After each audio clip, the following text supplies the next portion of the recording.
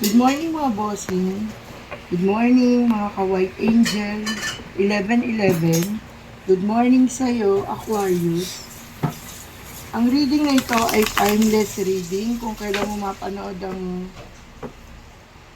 reading na ito, hanapin ang positive energy na para sa'yo, Aquarius. Good morning sa'yo. Kung hindi ka pa nakasubscribe sa aking channel, please subscribe. At kapag ka naka-resonate ka, mag-comment down ka sa baba.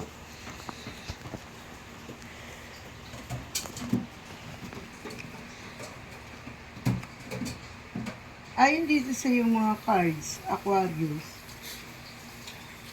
may kaganapang kaligayahan or kasiyahan na naganap sa iyong pamilya at sa iyong tahanan. Sinasabi rin dito na mapayapa ang iyong pamumuhay bilang isang nanay, bilang isang babae. Sinasabi rin dito na kung ikaw ay lalaki at nasa malayo kang lugar, Aquarius, ikaw ay mamamayagpag at magkakaroon ng sinasabing tagumpay. Ayan, magtatagumpay ka sa larangan ng iyong paghanap buhay, sa iyong career. Sinasabi na kung ikaw ay nasa malayo at naglalakbay, sinasabi rito na matatagpuan mo na ang hinahanap mo sa buhay. Sinasabi rin ngayong taon na ito or bago matapos ang taon na ito, ay may pagpapala kang darating. Sinasabi na ang karir na pinili mo ay naaayon sa iyong pagkatao. Sinasabi rin dito na marami ka pang obligasyon na gagawin. Marami ka pang tinatawag na pagkakalooban ng iyong pagpapala at biyaya.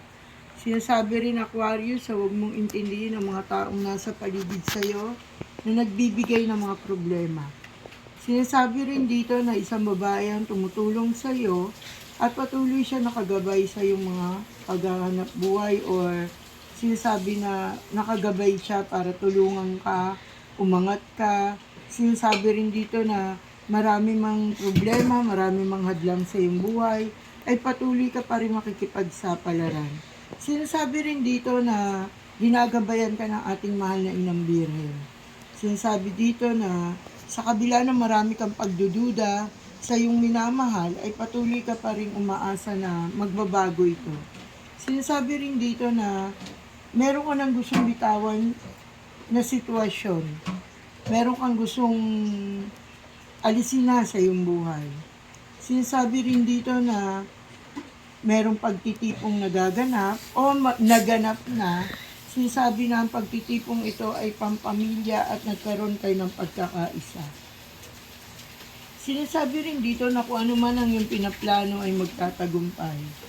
Sinasabi rin dito sa usaping pag-ibig ay hintayin mo na lamang ang kanyang pagbabago. Pasasana't magbabago rin yan. Ipanalangin, idulog sa ating poong may kapal kung ano man na nakabibigat sa inyong relasyon. Sinasabi rin dito, Aquarius, na merong pagbabago ng buhay na magaganap. Ito ay malapit nang dumating. Sinasabi rin dito na anuman ang mga pangyayari na naganap na hindi maganda sa iyong buhay ay matatapos na. Sinasabi rin na huwag kang mawawala ng pag-asa at magtiwala ka na magbabago rin ang iyong sitwasyon. At nakikita ko rin dito na sinasabi na napapagod ka na raw sa paghahanap buhay, napapagod ka na sa iyong paulit-ulit na routine ng buhay. Pero sinasabi rin dito na hindi ka po pwedeng sumuko dahil sa iyong mga anak.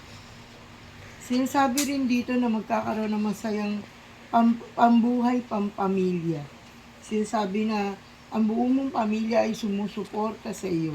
Ano man na yung maging mga desisyon sa buhay. Sinasabi rin dito na meron kang sisimula na, negosyo? Negosyo o bubuksan na negosyo o bubuksan na bagong proyekto. At sinasabi na masusi itong pag-aralan.